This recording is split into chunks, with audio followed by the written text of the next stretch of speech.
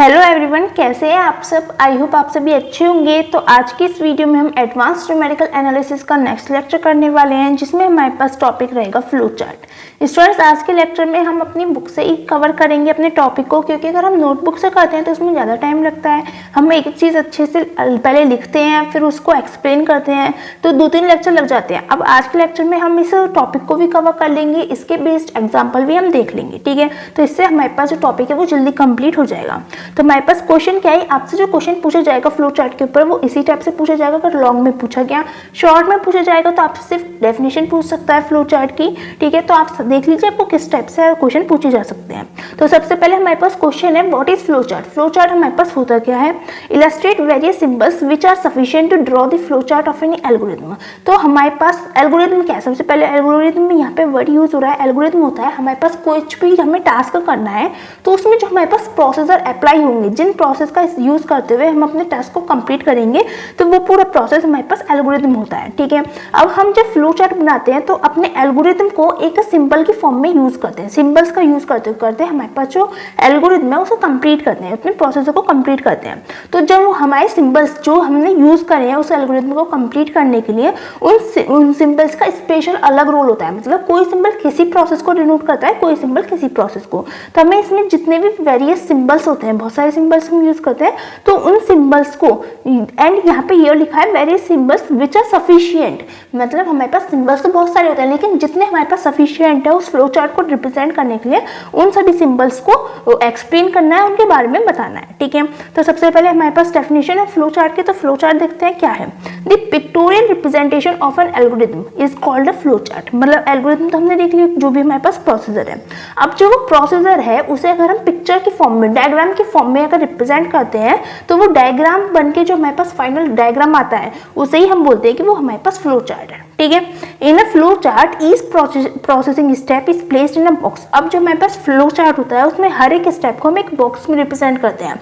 अब जो हमारे पास प्रोसेस है उसके ऊपर डिपेंड करता है कि जो हमारे पास बॉक्स है वो किस शेप में होगा। अलग अलग प्रोसेस के लिए हमारे पास अलग अलग शेप के बॉक्स होते हैं, ठीक है। And arrows are used to indicate the next step. अब एक बॉक्स से दूसरे स्टेप बॉक्स में जाएंगे हमारे पास नेक्स्ट स्टेप में के लिए, तो नेक्स्ट स्टेप पे जाने के लिए एक बॉक्स से दूसरे बॉक्स में जाने के लिए हम एक एरो का यूज करते हैं, ठीक है। Boxes of different shapes are used to indicate different operations. ये चीज़ हम ऑलरेडी डिस्कस कर चुके हैं कि हमारे पास हर एक शेप के बॉक्सेस अलग अलग ऑपरेशंस को रिप्रेजेंट करते हैं, ठीक है। There are many symbols used in drawing of flow chart but many of them are not useful. हमारे पास जो फ्लो चार्ट रिप्रेजेंट करते हैं, ड्राइंग करते हैं उसकी, तो हमारे पास बहुत सारे सिंबल्स को यूज करते हैं, लेकिन उसमें से बहुत सारे ऐसे होते हैं जो हमारे पास इतने यूजफुल नहीं होते हैं, बहुत कभी यूजफुल होते हैं, ठीक है। तो हम यहाँ पे जो पढ़ेंगे वो सिर्फ वही जो सिंबल्स उन्हें उनका यूज करेंगे, वही सिंबल्स हम यहाँ पे पढ़ेंगे जिनका हम मोस्टली फ्लो चार्ट में यूज करते हैं, जिनके थ्रू हमारे पास हर एक टाइप का फ्लो चार्ट प्रिपेयर हो सकता है, ठीक है। तो here we illustrate some of them. यहाँ पे हम कुछ ही पढ़ेंगे which are sufficient to draw the flow chart of any algorithm, ठीक है, जो हमारे पास किसी भी एल्गोरिथम का फ्लो चार्ट बनाने के लिए सफिशिएंट है। तो हमारे पास कौन सा है, सबसे पहले आता है हमारे पास स्टार्ट स्टॉप बॉक्स। जब भी हम अपना जो फ्लो चार्ट से स्टार्ट करते हैं, ठीक है, बनाना हम स्टार्ट करते हैं, तो सबसे ऊपर आता है हमारे पास स्टार्ट, ठीक है। तो हमारे पास स्टार्ट बॉक्स के लिए क्या करते हैं, दिस इज फ्लैट ओवल और इलिप्टिकल इन शेप। मतलब हमारे पास ओवल शेप किस टाइप की होती है, इस टाइप की होती है। तो अगर इसमें ऊपर वाली साइड और नीचे वाली साइड को हम फ्लैट करते हैं, उस साइड में इस टाइप से कर्व कर दें, तो ये हमारे पास मिल जाता है स्टार्ट बॉक्स, ठीक है। या फिर हम इसे इलिप्टिकल शेप में भी बना सकते हैं इस टाइप से। तो हमारे पास फ्लैट ओवल और इलिप्टिकल शेप में जो बॉक्स होता है उसका हम यूज करते हैं स्टार्ट बॉक्स के लिए, ठीक है। सिमिलरली जब से हमारे पास जब अपना जो प्रोसेसर है वो कंप्लीट हो जाएगा तो हमें एंड में स्टॉप करना होगा कि यहाँ पे हमारे पास प्रोसेसर एंड हो रहा है। तो जिस पॉइंट पर हमने अपना जो प्रोसेसर है वो कंप्लीट कर दिया उस एंड पर हमें लिखना होता है स्टॉप। यहाँ पे कंप्लीट हो गया तो स्टॉप के लिए भी हम सेम यही जो बॉक्स है उसका यूज करते हैं। इसलिए यहाँ पे स्टार्ट और स्टॉप बॉक्स में हम इस टाइप का जो बॉक्स है उसे हम यूज करते हैं, ठीक है। तो यहाँ पे ये भी लिखा हुआ है कि इस फ्लैट ओवल और इलिप्टिकल शेप के होते हैं and is used to indicate the beginning और एंड ऑफ द एल्गोरिथम। तो हमारे पास जो एल्गोरिथम होती है, जो प्रोसेसर होता है, उसकी बिगनिंग या एंड को रिप्रेजेंट करने के लिए इन बॉक्सेस का यूज किया जाता है, ठीक है। One of the following words this etcetera is written within the box. अब जब भी हम बॉक्स बनाएंगे तो उसके अंदर हम लिखेंगे कि हम इस बॉक्स के अंदर कर क्या रहे हैं, ठीक है। तो जैसे कि जब हम स्टार्ट करेंगे अपनी जो प्रोसीजर है उसे बिगिन करेंगे तो हम क्या लिख सकते हैं, बिगिन लिख सकते हैं। बिगिन का मतलब स्टार्ट करना या शुरू करना ही होता है, ठीक है, या फिर हम स्टार्ट लिख सकते हैं। और जब हम खत्म करेंगे तब हम क्या लिख सकते हैं, उसमें स्टॉप लिख सकते हैं, एग्जिट लिख सकते हैं या एंड लिख सकते हैं, ठीक है। और कभी कभी हमारे पास जो फ्लो चार्ट है उसमें रिटर्न करना होता है, मतलब जैसे कि हमें वापस ऊपर जाना है तो उसके लिए हम यूज कर देते हैं रिटर्न ऑपरेशन, ठीक है। तो ये हमारे पास स्टार्ट स्टॉप बॉक्स होता है, इसे हम इस तरीके से रिप्रेजेंट करते हैं। और इसके अंदर जो हमारे पास वर्ड्स लिखे जाते हैं वो ये होते हैं। अगर स्टार्टिंग करनी है तो बिगिन या स्टार्ट कर सकते हैं, और अगर एंड करना है तो हमारे पास स्टॉप एग्जिट या एंड होगा, ठीक है। रिटर्न के हमारे पास कम ही यूज होता है ये वाला जो बॉक्स है, ठीक है, बट समझ में आ गया होगा। कहीं पर अगर रिटर्न करना है तो हम इस टाइप का बॉक्स यूज करते हैं, ठीक है। अब सेकंड है हमारे पास input output box. Input output box क्या है, जैसे कि हमें कुछ भी प्रोसेसर करना है तो हमें कुछ इनपुट देना होगा कि हमें इस चीज पर प्रोसेसर करना है, तो और वहां से हमारे पास कुछ आउटपुट आएगा कि हमारे पास आउटपुट आया है। तो जिन बॉक्सेस में हमारे पास इनपुट देना है और जिन बॉक्सेस से हम आउटपुट लेंगे वो हमारे पास इनपुट आउटपुट बॉक्स होते हैं, ठीक है। ये हमारे पास किस शेप में होते हैं, ये पैरेललोग्राम से बन रहा है, तो पैरेललोग्राम की शेप में हमारे पास इनपुट आउटपुट बॉक्स होते हैं, ठीक है। Usually a parallelogram is used to indicate the input और आउटपुट ऑफ एन एल्गोरिथम, ठीक है। पैरेललोग्राम हमारे पास यूज होता है इनपुट देने के लिए और आउटपुट लेने के लिए। अब किस टाइप से हम देते हैं, जैसे कि हम इनपुट दे रहे हैं तो इनपुट हम किस टाइप से दे सकते हैं, इनपुट मतलब देना, ठीक है। तो हम हमारे पास जैसे कि यहाँ पे ABC लेकर चल रहे हैं, तो अगर हम ABC इनपुट देना चाहते हैं तो इस टाइप से लिख सकते हैं कि इनपुट A, B, C। हम वो मतलब हम अपने प्रोसेसर से कह रहे हैं कि तुम ले लो A, B और C एलिमेंट्स को, ठीक है। या फिर हम कह सकते हैं कि रीड कर लो ABC, ठीक है, रीड कर लो ABC को, ठीक है। और जब हमें आउटपुट लेना है तो आउटपुट के लिए हम क्या कह सकते हैं, एक तो आउटपुट ही लिख सकते हैं, आउटपुट करो A, B, XY, जो भी हमें एलिमेंट्स आउटपुट में चाहिए वो हम यहाँ पे लिख सकते हैं कि आउटपुट दिस, ठीक है। साथ में हम और क्या लिख सकते हैं, आउटपुट के लिए प्रिंट करवा सकते हैं कि प्रिंट दिस एलिमेंट्स, ठीक है। तो हमारे पास इनपुट आउटपुट बॉक्स होता है। आई होप समझ में आ गया होगा। नेक्स्ट है हमारे पास असाइनमेंट या फिर कंपटीशन बॉक्स। असाइनमेंट या कंपटीशन बॉक्स हमारे पास क्या होता है, देखो असाइनमेंट मतलब जैसे कि हमने कोई भी एक अननोन ले लिया, फॉर एग्जांपल x, और उसको हम कुछ वैल्यू देना चाह रहे हैं कि हम देना चाह रहे हैं कि x हमारे पास 1 के इक्वल है, ऐसा हम उसे देना चाह रहे हैं, तो वो हमारे पास आता है असाइनमेंट बॉक्स में, ठीक है। और हम देते किस तरह से, x को हमें 1 वैल्यू देनी है तो एरो लगा के हम 1 लिख देंगे, ठीक है। x को 1 वैल्यू देनी है, हमने असाइन कर दिया, ठीक है। और साथ में हमारे पास कंपटीशन बॉक्स। कंपटीशन का मतलब क्या है, जैसे कि हमें कैलकुलेट करना है कि x हमारे पास 2 प्लस y के इक्वल है, ठीक है। y हमारे पास कोई और नंबर है, तो अगर ये चीज हमें लिखनी है कि x को हम 2 प्लस y बनाएं तो वो भी हमारे पास कंपटीशन बॉक्स या फिर असाइनमेंट बॉक्स के थ्रू यूज होता है, ठीक है। और ये हमारे पास रेक्टेंगल शेप में होते हैं, ठीक है। Generally rectangle is used to indicate the assignment of a new value और द वैल्यू और result of the sum previous competition. तो हमारे पास रेक्टेंगल का यूज करते हैं जब भी हमें किसी नई वैल्यू को असाइनमेंट देना होता है, या फिर पुरानी वैल्यू को भी देना है असाइनमेंट, तो हम इसी बॉक्स का यूज करेंगे। या फिर हमें जो पहले रिजल्ट आया उसके ऊपर कुछ कंप्यूटेशन करनी है तो उसके लिए हम इसका यूज करते हैं, ठीक है। समझ में आ गया होगा। बाकी थोड़ी बहुत यहाँ की जो लैंग्वेज है वो थोड़ी ऐसी हो गई है, तो आई होप आपको समझ में आ गया होगा मतलब क्या है। जिन बॉक्सेस में हम अपनी वैल्यू को असाइन करेंगे या फिर वहाँ पे हमारे पास कंपटीशन चलेगी, कुछ कैलकुलेशन वगैरह होनी है, उसमें हम रेक्टेंगल शेप का बॉक्स यूज करेंगे और उन बॉक्सेस को कहते हैं असाइनमेंट या फिर कंपटीशन बॉक्स, ठीक है। नेक्स्ट है हमारे पास फ्लो इंडिकेटर। फ्लो इंडिकेटर क्या है, जैसे कि हमारे पास स्टेप बाय स्टेप कुछ हो रहा है, जैसे कि हमारे पास है कि हम 2 नेचुरल नंबर्स लें और उनका सम करें, तो हमारे पास क्या होगा, सबसे पहले हम अपने स्टार्ट बटन करेंगे तो ऊपर नीचे फ्लैट एरो, फिर यहाँ पे स्टेप से कर्व, यहाँ पे हमारे पास आ जाएगा स्टार्ट, ठीक है। फिर हम यहाँ पे कुछ इनपुट देंगे 2 नंबर्स का, 2 नेचुरल नंबर्स को। तो जब हमने नेक्स्ट स्टेप पर गए इनपुट देने के लिए हमें पैरेललोग्राम ड्रॉ करना होगा। इन बॉक्सेस का ध्यान रखिएगा, ठीक है। पैरेललोग्राम ड्रॉ करना होगा, यहाँ पे हम इनपुट देंगे जो भी हमें वैल्यूज देनी होगी। अब स्टार्ट से हम इनपुट में गए तो हमने कुछ फ्लो दिखाएंगे कि किधर से किधर को जाना है, तो ये हम एरो का यूज करते हैं, यही हमारे पास होते हैं फ्लो इंडिकेटर्स, ठीक है। The arrow is used to indicate the flow slash order in which the steps of the algorithm are to proceed. तो हमारे पास एरो यूज होते हैं कि किस ऑर्डर में हमारे पास जो प्रोसीजर है वो चल रहा है, ठीक है। और ये किस किस डायरेक्शन में हो सकता है, लेफ्ट हो सकता है, राइट हो सकता है, लेफ्ट हो सकता है, ऊपर हो सकता है, नीचे हो सकता है, किसी भी डायरेक्शन में जहाँ पे भी हमारे पास प्रोसीजर चल रहा है उसी डायरेक्शन में अपने एरो को यूज करते हैं, ठीक है। इन्हें बोलते हैं हमारे पास फ्लो इंडिकेटर है, फ्लो दिखा रहे हैं किस तरह की साइड से हमारे पास फ्लो चल रहा है अपने प्रोसेसर का। ठीक है। नेक्स्ट है हमारे पास डिसीजन बॉक्स। ये काफी इंपॉर्टेंट बॉक्स है, इसका ध्यान दीजिएगा क्या है। डायमंड शेप्ड बॉक्स, देखो हमारे पास डायमंड शेप में बॉक्स बना हुआ है, तो ये हमारे पास डिसीजन बॉक्स है, डी, ठीक है।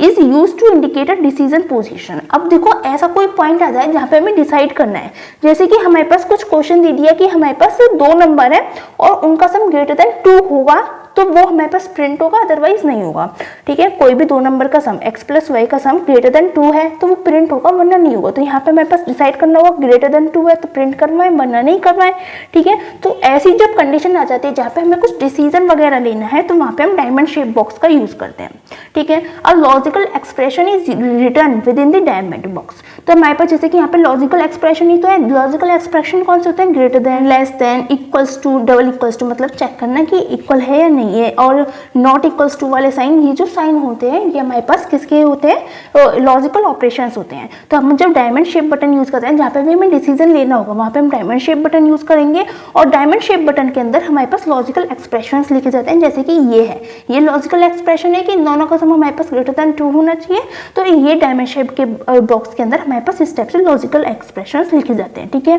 Depending on it's value the direction of flow is considered and is indicated by an arrow. तो हमारे पास अब देखो यहाँ पे हमारे पास चेकिंग हुई, ए इज ग्रेटर देन बी। अगर हमारे पास यस आता है तो यस के लिए हमारे पास जो फ्लो की डायरेक्शन क्या होगी, वो इधर की साइड होगी, ठीक है। अगर नो आता है तो हमारे पास इसकी डायरेक्शन नीचे की साइड होगी। तो हमारे पास यहाँ से डिसीजन के अकॉर्डिंग यहाँ से 2 एरो निकलेंगे और उससे डिसाइड होगा कि वो किधर की साइड हमारे पास जाना है। तो हमारे पास डिसीजन बॉक्स ये भी डिसाइड करता है कि हमारे पास जो प्रोसेसर का फ्लो है वो किधर की साइड जाना है, ठीक है। डिसीजन से हमारे पास जो आंसर आएगा वो हमारे पास डिसाइड करेगा कि फ्लो किधर की साइड होना है, ठीक है। ऐसी सिमिलरली यहाँ पे हमारे पास क्या है कि क्या डी कैसा है, अगर डी हमारे पास ग्रेटर देन 0 है तो वो इधर की साइड जाएगा, डी इक्वल टू 0 है तो वो इस एरो पे जाएगा, और डी लेस देन 0 है तो वो हमारे पास इस एरो पे जाएगा, ठीक है। अब जब हमारे पास क्वेश्चंस वगैरह होते हैं ना, तो उसमें यहाँ पे कंडीशन भी लिखी होती है कि अगर डी ग्रेटर देन 0 है तो वो इधर की साइड चला गया, फिर यहाँ पे क्या प्रोसीजर होना है वो अलग से वहाँ पर मेंशन होता है, ठीक है। तो यहाँ पे बस अभी बस हम सिंबल्स पढ़ना है, किस सिंबल का किस तरह से यूज होता है, उसके बाद जब एग्जाम्पल करेंगे तब आपको समझ में आ जाएगा, ठीक है। नेक्स्ट है हमारे पास लूप रिप्रेजेंटेशन बॉक्स। अब जब हमारे पास कुछ ऐसा होता है कि जब तक हमारे पास 5 ना जाए तब तक सारे नंबर्स का हमें सम करते जाना है, तो एक लूप हो गया कि जब तक 5 ना जाए हम एक एक करके नंबर उठाएंगे और फिर उनका सम करेंगे, तो ये लूप हो गया।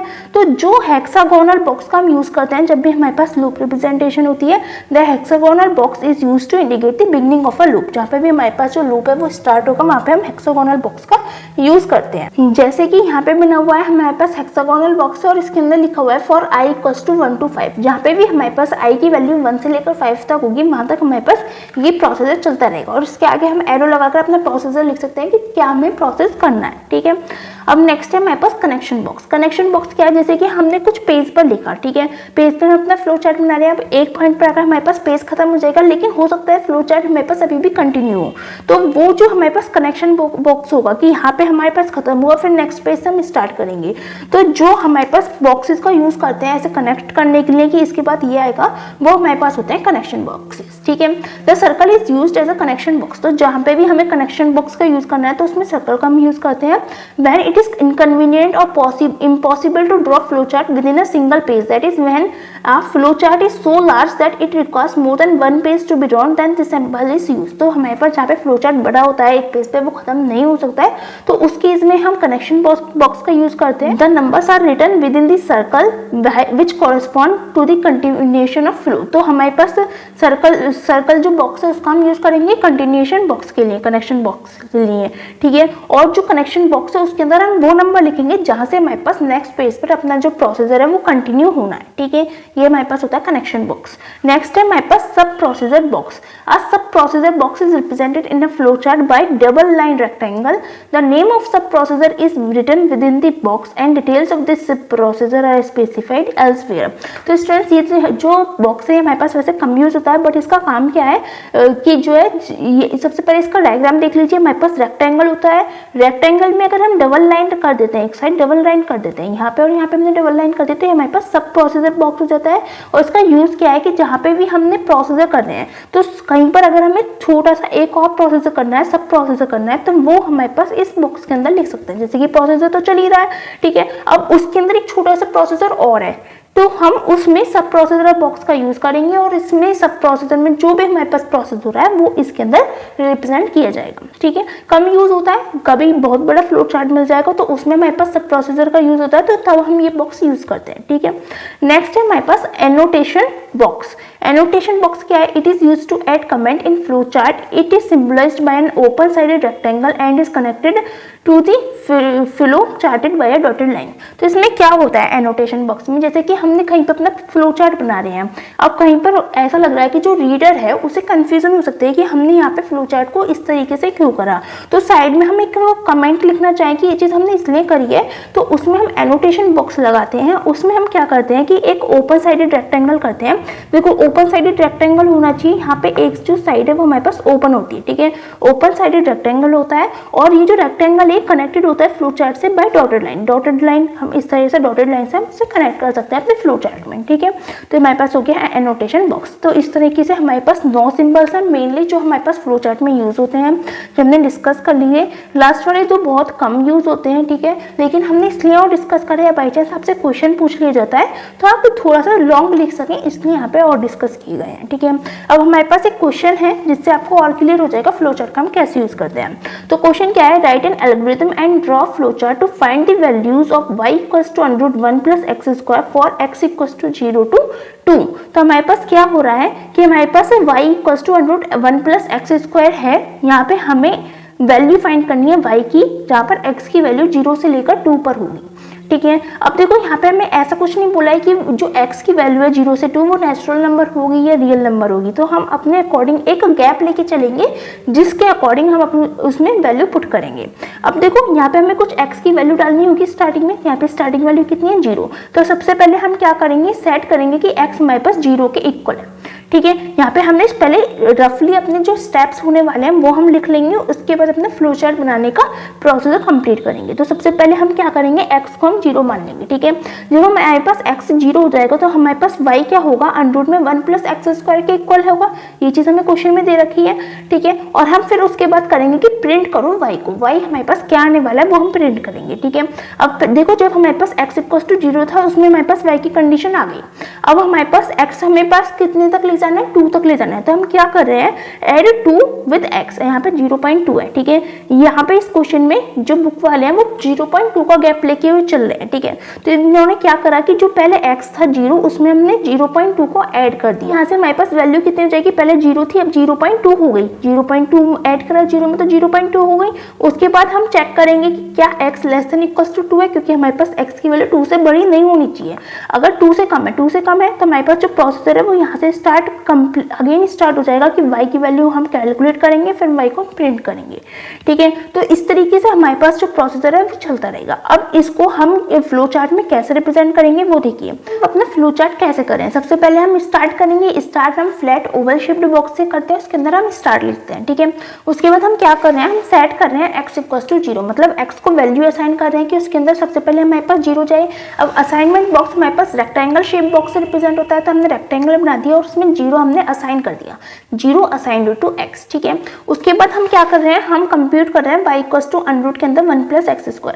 अगर हम देखें यहाँ पे तो हमने वैसे कंप्यूट लिखा है, लेकिन एक तरीके से देखें तो y को हमारे पास ये वैल्यू असाइन हो रही है। ठीक है, y हमारे पास इस वैल्यू के इक्वल होगा, तो यहाँ पे भी हमने रेक्टेंगल बॉक्स लगाया क्योंकि ये असाइनमेंट हो रहा है तो और कंप्यूटेशन भी हो रहा है, दोनों के लिए सेम ही बॉक्स हम यूज कर रहे हैं। तो y हमारे पास असाइन हो जाएगा किसके इक्वल? √1 + x²। ये प्लस है। ठीक है, तो √1 + x² हमारे पास असाइन हो जाएगा y में या फिर कंप्यूट होकर पहुंच जाएगा y में। ठीक है, अब जब y हो गया, y में हमारे पास वैल्यू चलेगी, तब हमारे पास आया प्रिंट y। प्रिंट क्या होता है? हमारे पास आउटपुट होता है। इनपुट और आउटपुट बॉक्स के लिए हम यूज करते हैं पैरेललोग्राम। ठीक है, तो हमने पैरेललोग्राम बनाया और उसके अंदर लिख दिया प्रिंट y। जो हमारे पास y आया है उसे प्रिंट कर देना है। ठीक है, उसके बाद हम क्या कर रहे हैं? स्टेप 4 में ऐड 2 विद x। हम यहाँ पे 0.2 को ऐड कर रहे हैं x में। जब हम ऐड कर रहे हैं तो एक तरीके से उस जो x है उसमें हम वैल्यू असाइन कर रहे हैं कि इसमें हम 0.2 और ऐड करें। ठीक है, तो हमने यहाँ पे रेक्टेंगल बॉक्स बनाया और x में असाइन कर दिया कि x + 0.2 हो जाए। ठीक है, तो यहाँ पे इसलिए रेक्टेंगल बॉक्स बना के एक असाइनमेंट बॉक्स बना दिया है। ठीक है, फिर उसके बाद नेक्स्ट एडो में हमारे पास क्या होगा? हम यहाँ पे चेक कर रहे हैं कि क्या x < 2 है। अब देखो हम चेक कर रहे हैं इफ दिस इज मतलब ये हमारे पास कंडीशन है, इसका मतलब यहाँ पे डिसीजन हो रहा है। डिसीजन के लिए हम कौन सा यूज करते हैं बॉक्स अपना, डायमंड शेप बॉक्स। तो हमने यहाँ पे डायमंड शेप बॉक्स बनाया, ठीक है। उसके अंदर लिखा is x is less than equals to 2। Question बनाया कि हमारे पास क्या अगर x less than equals to 2 है, अगर इस क्वेश्चन का आंसर हमारे पास यस आता है तो हम क्या करेंगे, यहाँ से हमने एरो निकाल दिया यस, और फिर वो कहाँ पहुंच गया, यहाँ से लेकर यहाँ पे पहुंच गया, ठीक है। अब यहाँ पे पहुंच गया, हमारे पास एरो यहाँ पे आ रहा है, तो यहाँ से हम y को कैलकुलेट करेंगे, फिर वो प्रिंट y होगा, y की जो अगेन वैल्यू आएगी जब हमने 0.2 ऐड कर दिया, उसके बाद जो हमारे पास पहले x बचा था जिसमें हमने 0.2 ऐड करा था उसमें अगेन 0.2 ऐड हो जाएगा, फिर हम वो अगेन चेक करेगा, ठीक है। इस तरीके से हमारे पास इस तरह से प्रोसेस चलता रहेगा, ठीक है। और जिस टाइम पर हमारे पास जो x की वैल्यू है वो लेस देन 2 हो जाएगी, वहां पर हमारे पास नो वाली साइड चला जाएगा, और नो से हमारे पास आ जाएगा कि यहाँ पे हमारे पास जो प्रोसीजर है वो स्टॉप हो रहा है, ठीक है। तो ये हमारे पास फ्लो चार्ट होता है किसी भी एल्गोरिथम को रिप्रेजेंट करने का, ठीक है। फ्लो चार्ट समझ में आ गए होंगे हमें किस तरीके से बनाने हैं। यहाँ पे थोड़ा सा प्रोसीजर भी लिखा हुआ है, क्या है हमारे पास, the time while writing an algorithm the following 2 important points are to be noted carefully, the time required by the algorithm should be minimum as possible. जब भी हम फ्लो चार्ट बनाते हैं तो हम क्या कोशिश करते हैं, 2 इंपॉर्टेंट पॉइंट्स का ध्यान रखते हैं कि जो हमें टाइम लगे उस कैलकुलेशन करने के लिए वो कम से कम होना चाहिए।